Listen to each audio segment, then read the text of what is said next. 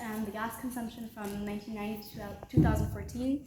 As you can see, the gas consumption of 2014 was actually 327.5 billion cubic meters of gas, which is an insane amount and actually shows that Europe is a huge market for gas, as we consume so much. But as you can also see, LNG terminals are basically being built or already constructed all across Europe, which means that Europe isn't actually, as Esteban has already said, fracking in Europe itself, but it's basically it basically outsources fracking and the environmental effects to other countries, which means that it can maintain its green status while at the same time making profits and harming the environment.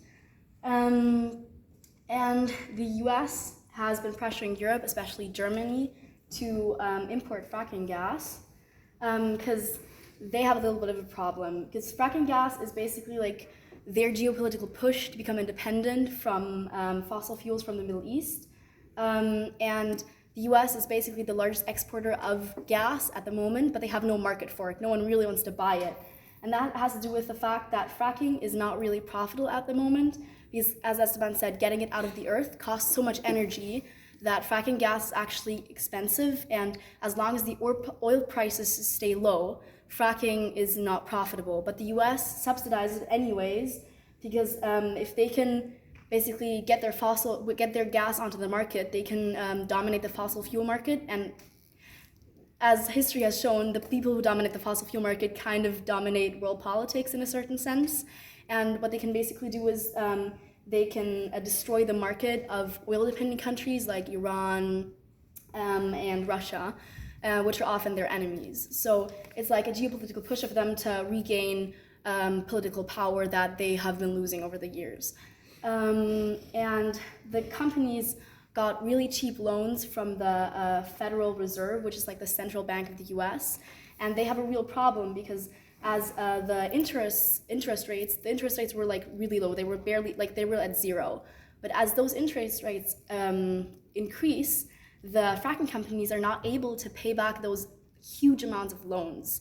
And the first fracking companies are already filing for bankruptcy, and the fourth largest fracking company, which is Weatherford, has already filed for bankruptcy, simply because the whole business is not profitable. They have immense loans, and yet the US government is supporting them because it's just politically relevant for them. So it's basically like a power move that is not profitable. It's profitable in other ways for the US, but the fracking gas itself is actually not profitable, which is just something you really have to remember when countries say they want to invest in fracking gas, that this industry is not profitable. And basically, economically profitable. It's politically extremely profitable for the US, of course, which is trying to dominate the European market. And that's actually what they're trying to do, because if you control the European the energy market in Europe, you have immense power. Just for example, if some country does something that the US doesn't like, they just cut off their gas, and they control them. They basically control the country and the whole of Europe, which is their goal.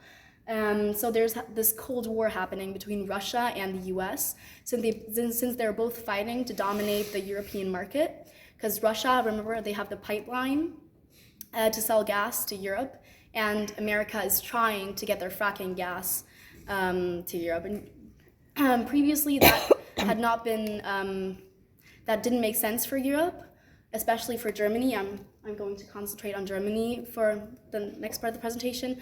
But since the relations that Germany has, the political relations with the US, have worsened drastically since Trump became president, Germany needs to please the US to a certain way. So we have built that pipeline. We have invested billions in that pipeline from Russia. But now the US is pushing Germany to invest billions in fracking gas from the US. Yeah? And how are they pushing that?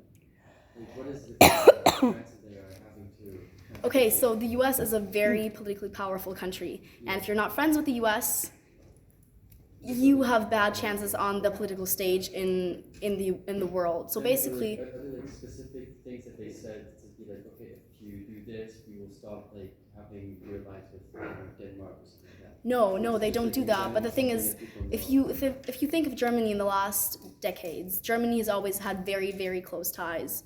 Wait. Cool. Okay. Germany has always had very close ties with the U.S. They have always relied on the protection of the U.S. They have always tried to behave in a way that the U.S. was comfortable with. So with Trump, and they had very close ties with Obama when Obama was president, and Trump basically turned that around, and he sent an ambassador that was rude to the German people, and he basically tried to really humiliate Germany. So Germany is really trying to regain the US's favor, and one way of doing that is investing in fracking gas from the US. And Germany is the US is also pushing putting economical sanctions on Germany, yeah. Germany. So, for example, car and automobile industries are still Yeah. very strong in Germany. So Trump threatened to raise the tariffs on Automobiles and like imports. generally And that was German. about a year ago. Yeah. So a lot of like German key industries were kind of like threatened. And that's when the German government kind of like was like, oh, Yeah. that's probably Basically, Trump pulled all the cards he had and basically showed Germany that if we wouldn't comply with his demands and buy his clean gas, that's what he always calls it, green gas, clean gas, which is of course a lie. Freedom molecules. So basically, like they showed Germany that if they wouldn't comply, Germany would basically be politically powerless and wouldn't get any support from the US anymore. And actually, all European countries are in a similar position because we all kind of depend on the US politically, not just as individual countries, but also as the European Union. So all of our countries are basically in the same position. Germany was so relevant for the US since it could actually pave the way for other countries to invest in fracking gas, since it's one of the largest countries of the European Union and relatively powerful. So that's why the US started focusing on Germany, and then Germany could like pave the way for other countries. So beginning this year, Merkel actually allowed fracking imports and said that they would invest in the construction of LNG terminals. And as I said, it's a real problem because we already have a pipeline from Russia in which we invested billions. The ships that transport the gas basically destroy the environment, and if those ships explode, they have the destruction power of an atomic bomb. And we don't want those ships in European ports. Can we all agree on that? Like, we do not want those ships in our ports. However, Merkel needs the approval of the Bundesrat, which is like one of the legislative powers of the German, basically, yeah, it's just part of the German like governmental system, basically. So they need that, they need the approval for financing those LNG terminals.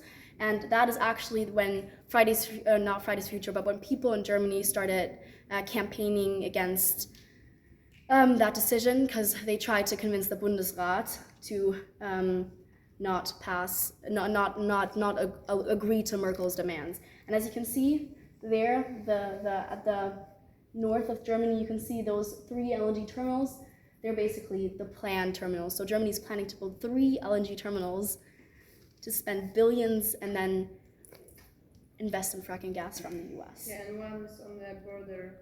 Oh yeah, I don't know whether I can go back. But yeah, basically it's not just, basically those terminals are not just bad for Germany, they're bad for all of Europe, since, I mean, those ships are really dangerous and we don't want them in the ports, but also, as you could see, terminals are being planned all across Europe. So this is not just a German problem, this is a European problem. This is when, how can I get the, yeah, okay. So this is when Gustav and Lily, 2 students from Germany, launched a campaign against against this decision, and basically called on the Bundesrat to vote against the wish of Merkel, basically.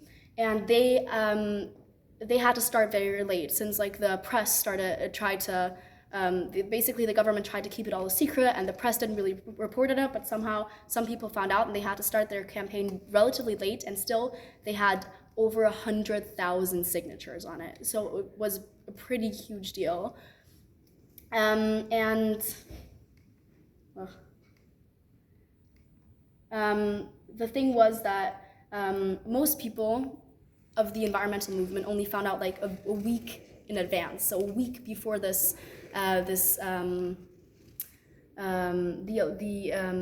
in the Bundesrat was supposed to be made. So in a week we had to mobilize and try to find groups that would support us. A week is never enough time to put pressure on the government. So yeah, this is Gustav handing over the petition to the people of the Bundesrat, and this is us in front of the Bundesrat holding speeches and basically protesting. And movements that took part were Fridays for Future, Fossil-Free Berlin, Ende Gelände, Extinction Rebellion, and the Green New Deal for Europe. But the problem was, since we had so little time, we didn't really have any time to mobilize, so most people in Germany didn't know of it, and we weren't really pressuring the government. How many people were there? Huh? How many people were there? 70? It was really, since we only had a week, we tried to mobilize everyone we could, but like, it didn't really work out as we planned. So we had all those organizations, but yet people just didn't notice. And the problem is that this is a huge scandal. Could potentially really pave the way for fracking investments all across Europe. But since the press didn't really report on it in advance and didn't even really report on the demonstration, there was some news journalists there, but they didn't actually report on it. It was not a topic in advance, so there was actually no pressure on the politicians because it was basically unnoticed. So the Bundesrat approved importing fracking gas from the US, and the votes are not published, so we don't really know which party voted in favor of what, but some of us, including me, have connections to people in the Bundesrat, and the Greens voted in favor of it. So yeah, many of the Greens did. All parties voted in favor of it, except for the left party. They abstained. They didn't vote against it, they abstained. So we're trying to get those papers to publish them, because it's basically like a scandal that green and supposedly environmental parties voted in favor of importing fracking gas from the US. And this actually could potentially pave the way for the import of fracking gas in Europe. But the point is, we can still stop it. We still have the power to stop it, not just in Germany, but all across Europe, because basically, often the towns are allowed to have a say in whether they want an LNG terminal built in their town. And if you actually protest in those individual towns, you can still make a difference. You can still stop it. And this needs to be solved on a European level to a certain extent. We need to be aware of this problem on a European level, that the US is pressuring all of Europe and trying to basically sell the gas to Europe. But then we need to also think global but act locally. So we need to actually go to those towns, protest in those towns, in front of the mayor's building, in front of the headquarters. We need to actually be there and show the local politicians that we do not support, the LNG terminals, because then we have an immense power, because if the terminals can't be built, fracking gas cannot be imported. Yeah? So 2 questions. How is the Fridays for Future Germany responding to this?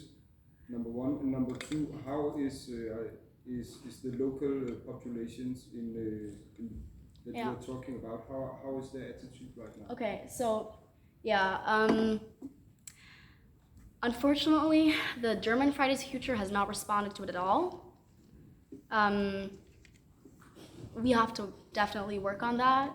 It's just that since the issue was not really on the news that much, and since those individual towns are very small, where the LNG terminals are built, and they don't have that much publicity yet, it's not that many people focus on it, but that's what I and some people, especially from Berlin, but also exactly for where the terminals are being built, are really trying to change. Because the thing is, those terminals don't only affect the towns. Those terminals affect all of Europe, the whole nation, basically. But we have to do the fight locally. So basically, what would be really great is when you could just look up, there is a map, but also just do some research where terminals are being built in your country, and then really mobilize the people to go to that town. Because imagine this small town where a terminal is being built that maybe has like 15,000 inhabitants, and suddenly there are 3,000 Fridays for Future protesters there, or even more, that can really have an impact on the local government because we have the power to pressure them. And really, Fridays for Future has to protest in those local towns because then we can really, because local politicians, they respect us, but they're also really afraid of those masses because they regularly have elections. So like if we actually, in those small towns, 3,000 people is an immense amount. So if we pressure them with the whole national power we have and go to those villages and towns, we can actually stop fracking. Yeah. I mean, from Polish experience, like it really works because unfortunately, it is about like right wing, but what they did, it was better than left wing. They came to all of the small communities, and they were talking about their bullshit, and then people were voting for them all over there. So also mobilizing people, they organize a lot of things to organize people to vote for them. So I think like anyhow you organize communities, small ones, and you come there and do a little effort, they really think about this after and do something because they're really listening to, but Yeah. you have to go there and You have to really be at the place. What doesn't work that well is if you just stand somewhere in the middle of nowhere in your nation and just say, we don't want fracking. That doesn't work. What you actually have to do is you have to pinpoint the towns where this is happening and then have a national campaign and really show the people why it is important to campaign in that town, to go to that town. And what really works is like camps in that town or large protests. I mean, it doesn't always have to be Berlin or, I don't know, London where you have the big Fridays for Future protests. You can have those in small towns, and that's actually where the impact is even larger, because imagine a town with not that many people where suddenly there are like 10,000 people on the streets. Like imagine the impact it can have, and it can really pressure the mayors, the local politicians to go against fracking and the construction of those LNG terminals.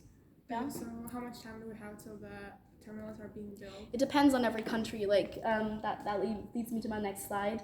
There is a protest in September in Brunsbüttel, which is where one of the LNG terminals is being built, and there will also be a protest in the Netherlands, I think.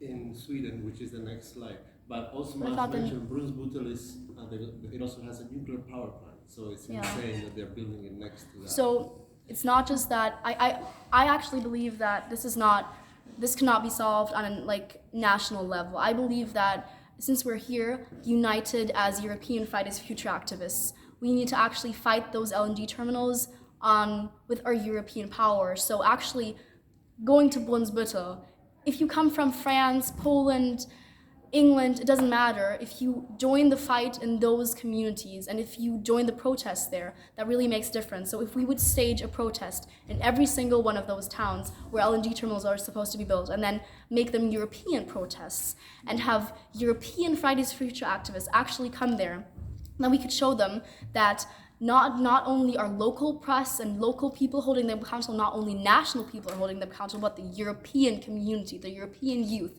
is holding those people, those politicians accountable. And those politicians, since they're like so unimportant on a European scale, would really fear the power that we have. So we actually have the power to change something there.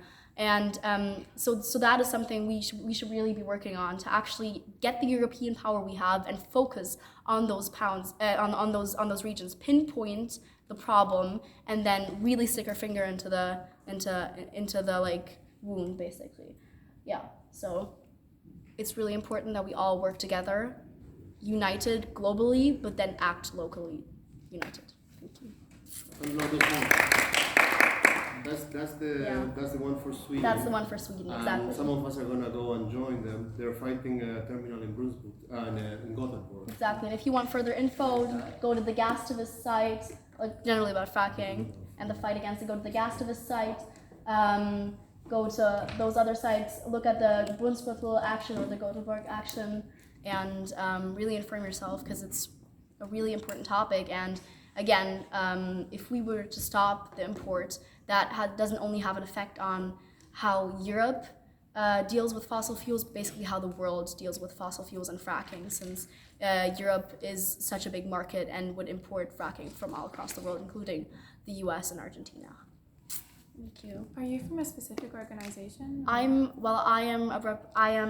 both with Fridays for Future, but also with Frack Off. which is like basically like it's a wordplay on the term fuck off. Basically, like Yeah, always when you were saying fracking, I was listening and I was like, fucking. yeah, fracking. It's a wordplay basically.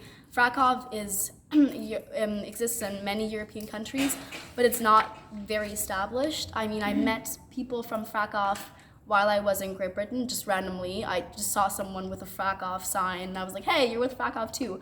And then we just exchanged experiences since they live right where fracking was happening in Great Britain. But the point is that frack off doesn't have the political power, the media attention that Fridays for Future has. So it's really a topic that we need to focus on as a European Fridays for Future, because this is a topic that affects the whole of Europe and the world, basically. Yeah. Are you gonna share this live and somewhere?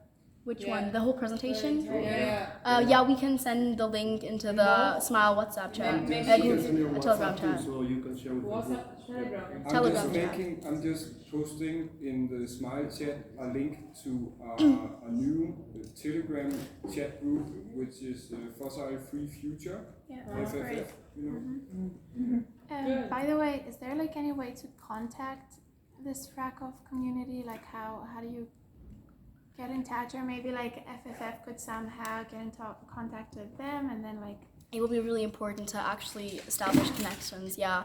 Well, they're not as established in every country, but they're pretty established in Great Britain. So if you live, I don't know, you don't seem like you live there No. by your accent. So there are ways to contact them. They are present, but they don't have that many members yet. They're not in the media that often. So if we could really not only support them, but really, I feel like whenever Fridays for Future says they support another movement, it gets this thing of like the other movement does it and we support them morally, but we don't need more support. We need to actually act in those communities as Fridays for Future. Yeah. So you can contact them. Some of them have Instagram sites, but not all of them, and just research basically whether that they are present, how active they are in your country. Okay. And just to add, like, lots of these groups we've all mentioned are very connected with each other and have overlap. Like the Gastavists are a really solid group. They're not big, but they're doing really smart work, and they're linked in with, like Frack Off has done a lot of the coordination against fracking in the UK. So as a group of Reclaim the Power, who are part of some of the By 2020 stuff, which Gastavists are also part of, which also links to the groups organising in Sweden. Like so. And they're really helpful because they have been fighting for a while, and we are relatively new to the topic, so they have a lot of information that you basically need to research in time. So if you just get in contact with them, and they can give you just like some information and tips, that would probably be really helpful. Yeah. Where was it created? What, Frack Off? Yeah, you said they had a lot of information, so it's really cool. Few years ago. It depends on the Yeah, it depends on the region. Germany's Frack Off movement isn't that old yet. I think it comes from Great Britain. And So, 20 and that. yeah. And fracking, when did it start becoming a bit more popular? When did it start doing fracking? Like 2008, Yeah. that's when it was from experimental to exploding. Like you saw at the beginning, there was a red line for the earthquakes connected to the fracking. So around 2009, it spikes up like that. Yeah. That's when it went massive. First in the US, then into the world. And what you really have to think about every time you use gas in Europe, if we import fracking gas from the US, if we import fracking gas, every time you use gas, you support fracking, which is really one of the worst ways to get fossil fuels out of the ground. Not that we should support any fossil fuels, but it doesn't only destroy the environment on like a global scale, but also in these direct communities causes great harm. So basically, And if anyone wants to join, you asked about joining. We made a Telegram group in Germany with all the movements that came to the demonstration. action. And they can land the Extinction Rebellion. It's a great way to exchange. So if anyone wants to, the name of the group is Frack Off as well. So you can join the group. It's good to be connected. You're from Cyprus. There's Poland. The more that we can exchange with each other, then the better. Yeah. They just give us your number. And we'll put you. Okay.